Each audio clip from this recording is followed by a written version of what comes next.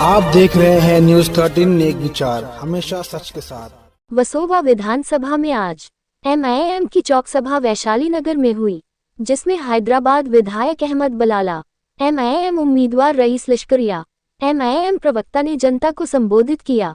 सुनिए क्या कहा। उस जलसे में उन्होंने मेरी नुमाइंदगी का अनाउंसमेंट किया था, याद है ना आप लोगों को? याद है कि नहीं? आप थे ना उसके गवाह। और उस वक्त उन्होंने मरकज के अंदर नमाज अदा की थी। मरकज के कुछ जिम्मेदार नमाज के बाद वहां बाहर आके बैठे, बातचीत की और उन्होंने कहा कि आपने एक बेहतरीन कैंडिडेट हमको इस वर्सोवा को दिया है। वर्सोवा हमेशा से एक माइनॉरिटी सीट होने की तलाश कर रही थी, एक बेहतरीन कैंडिडेट की तलाश कर रही थी, जो आप हमें अभी दे के जा रहे हो। लेकिन साथ में उन्होंने एक मशवरा भी दिया बैरिस्टर असदुद्दीन ओवैसी साहब को कि जनाब, एमआईएम की वजह से कुछ सेक्युलर मुस्लिम लीडर हार जाते हैं, तो ये भी एक जिम्मेदारी का काम है जो आपको करना होगा। और उसके बाद हम लोगों ने चर्चा की और ये फैसला हुआ कि तमाम महाराष्ट्र के अंदर कोई भी सेक्युलर मुस्लिम लीडर के सामने हम कोई भी मुसलमान कैंडिडेट एमआईएम का नहीं देंगे। और उसके ऊपर मेरे सदर आज भी कायम है। पूरे महाराष्ट्र के अंदर हम लोगों ने कहीं पे भी कोई सेक्युलर लीडर के सामने हमारी नुमाइंदगी पेश नहीं की है। और जब वर्सोवा की सीट कांग्रेस को नहीं गई, क्योंकि ये भी ऐलान हमने किया था कि वर्सोवा के अंदर भी अगर कोई कांग्रेस मुसलमान नुमाइंदगी देती है तो मैं अपना फॉर्म, अपना पर्चा वापस पीछे ले लूँगा, क्योंकि हमने पूरे महाराष्ट्र के लिए पॉलिसी की थी। जब हम लोग हमारी बात पे कायम है दोस्तों, एमएनएस है और मशाल है। मशाल एक टाइम पे बीजेपी की सहयोगी हुआ करती थी, नई सेक्युलर हुई है अभी। ये वापस कब फिरका परस्त हो जाए किसी को कोई पता नहीं इस बारे में। सही है गलत है? तो ये चार कैंडिडेट और आपके बीच में असदुद्दीन ओवैसी साहब ने दिया हुआ ये आपका एक भाई, फैसला आपको करना है कि इस चुनाव में हमें किसका चयन करना है, किसको चुन के लाना है। ये फैसला आपको करना है, ये कठिन फैसला है। ये फैसला 20 तारीख को आपको लेना होगा। आप लोगों को शायद ये पता नहीं है कि इस बीएमसी के जीआर के अंदर हर 1 लाख की आबादी के पीछे एक स्कूल होना चाहिए, एक हॉस्पिटल होना चाहिए, एक फायर स्टेशन होना चाहिए, लेकिन एक मार्केट होनी चाहिए। हम यहाँ वर्सोवा के अंदर लगभग 5 लाख की आबादी है, लेकिन यहाँ पे एक भी कोई म्युनिसिपैलिटी स्कूल नहीं है जिसको हम हमारे बच्चों को जहाँ भेज के पढ़ाई करा सके। ना ही कोई यहाँ पे एक हॉस्पिटल है।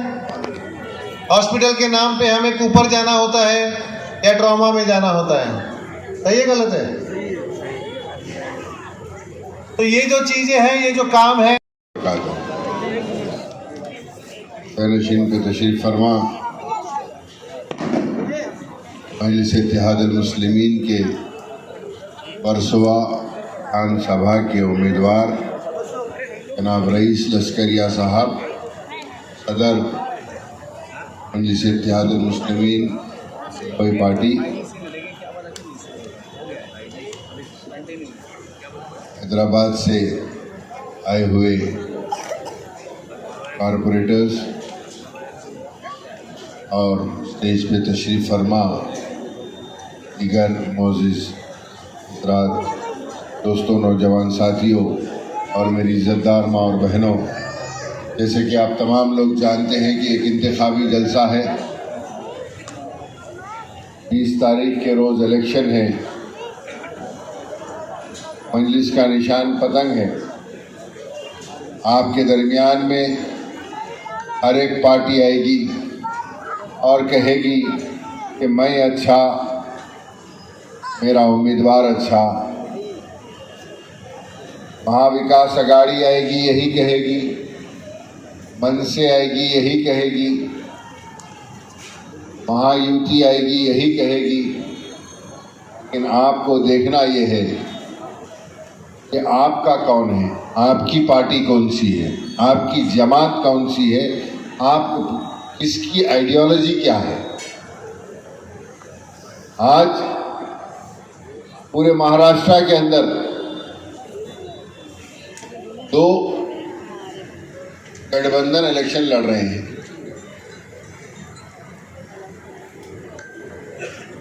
शिंदे ग्रुप शिवसेना के 2 टुकड़े हुए, एक ग्रुप बीजेपी के साथ, एक ग्रुप कांग्रेस के साथ।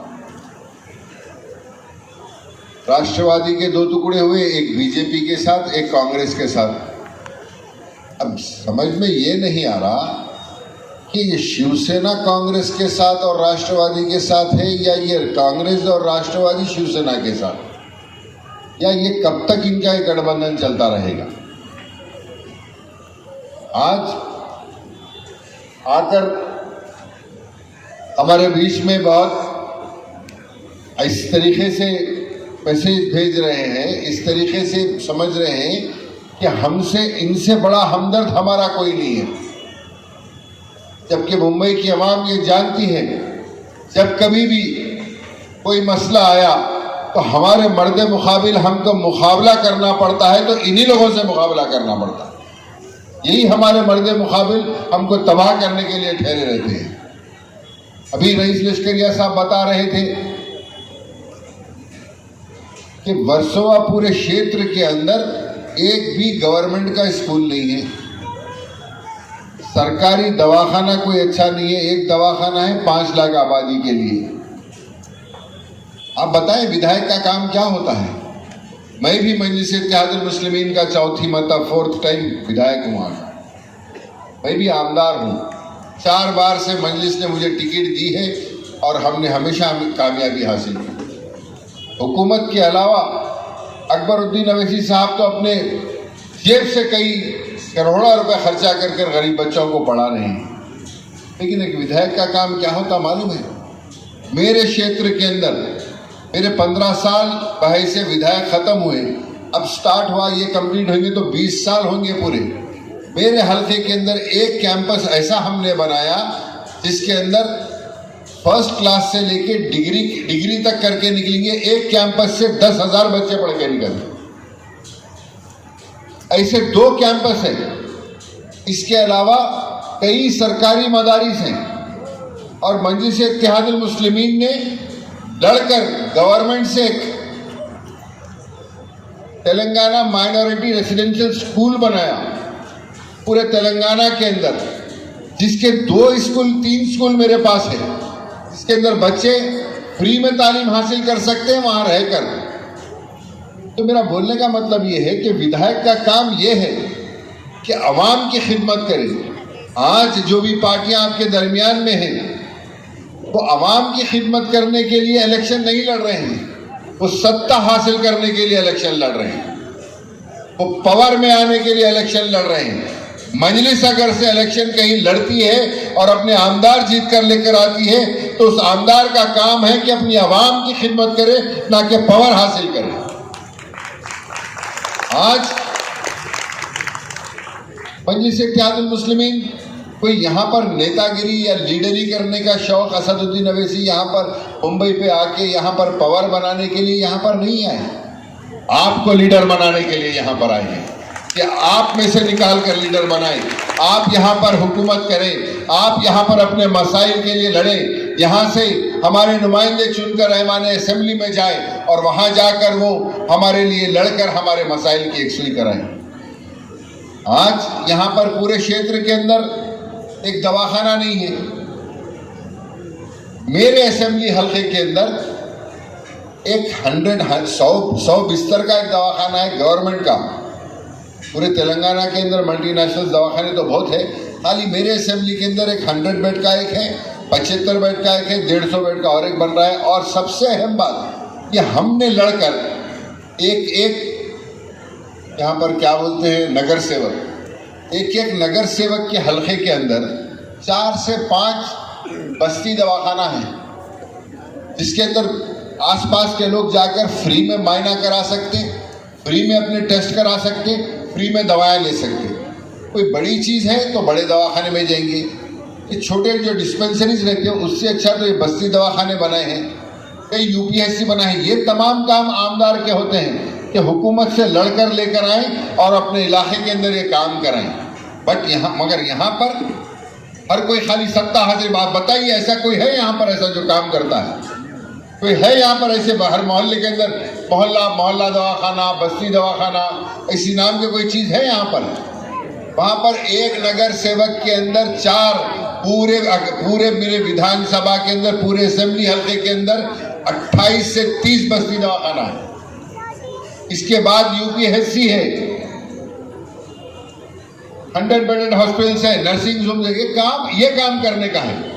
आज सबसे अहम बात यह है कि ऐवान असेंबली में हमारी आवाज़, हमारे कोई मसाइल आए तो ना सिर्फ हमारे बुनियादी मसाइल देखें, बल्कि हमारे खिलाफ कोई भी क़वानीन तो यहाँ पर चौरस्ते के ऊपर, तकरीर के ऊपर तो कोई कानून पास नहीं कर सकता ना।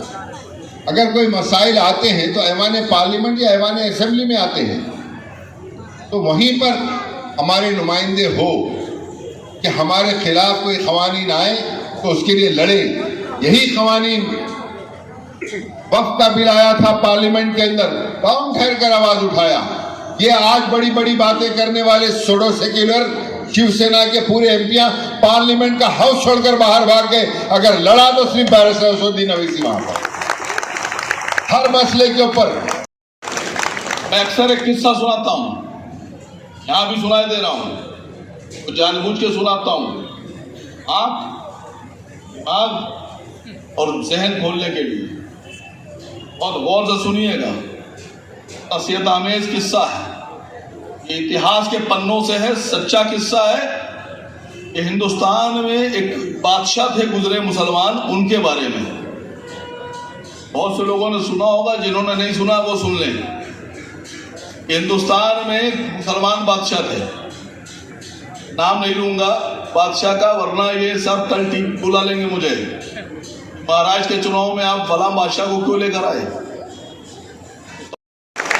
आपको कसम खाना होगा, आपको ऐसी सरकार बनाना होगी जिसकी लगाम भी आपके हाथ में हो और सरकार भी आपके पैर के नीचे हो, आपकी मर्जी से चलने वाली सरकार हो। अब कुछ लोगों ने खत लिख दिया कि साहब आरक्षण, अब मुसलमान बड़ा खुश कि साहब बड़े बड़े लोगों ने खत लिख दिया आरक्षण मिल जाएगा। कोई आरक्षण नहीं मिलने जा रहा है, ये दिमाग में डाल लीजिए आप। ईक में कभी किसी को कुछ नहीं मिलता है, कुछ नहीं मिलता है, 1 रुपया 2 रुपया मिल जाता है। जो आदमी खुद कमाता है 2000 रुपए, वो आपको 2 रुपए दे देगा, लेकिन आपको कभी आधा हिस्सा नहीं देगा। आधा हिस्सा आपको लेना है तो आपको बराबरी की टक्कर देना पड़ेगा, उसको बताना पड़ेगा कि आप बराबर के हैं, आप ले सकते हैं, हम तुमसे कमजोर नहीं हैं। ठीक नहीं मिलेगा आरक्षण। आरक्षण कैसे मिलेगा ये सुनिए अब आप। आरक्षण अगर लेना है तो सरकार जब बने तो उसमें इतने विधायक आप कहूं कि अगर आप अपने विधायकों का हाथ खींच ले तो सरकार गिर जाए, चाहे वो 2 हो, चाहे 10 हो, चाहे 15 हो, 20 हो। आप अपने विधायकों को बनाकर भेजिए, असद साहब के हाथों को मजबूत कीजिए। और अगर आपने मेरी बात को थोड़ा सा भी जहन में बिठा लिया और अपने विधायक जिताकर भेजे, ये वादा आपसे कर रहा हूं, उद्धव की गारंटी नहीं है। और अगर किसी के दिल में है कि साहब उद्धव की गारंटी है कि बीजेपी में नहीं जाएंगे, तो वो हाथ उठा दे। अगर आप पूरे हुजूम में एक भी आदमी इस बात की गारंटी देता है कि उद्धव ठाकरे या शरद पवार की बेटी या शरद पवार या कांग्रेस के तमाम विधायक जीतने के बाद वक्त पड़ने पर, मौका पड़ने पर बीजेपी में नहीं जाएंगे, वो आपके साथ खड़े रहेंगे तो हाथ उठा दीजिए। है कोई? एक भी नहीं है।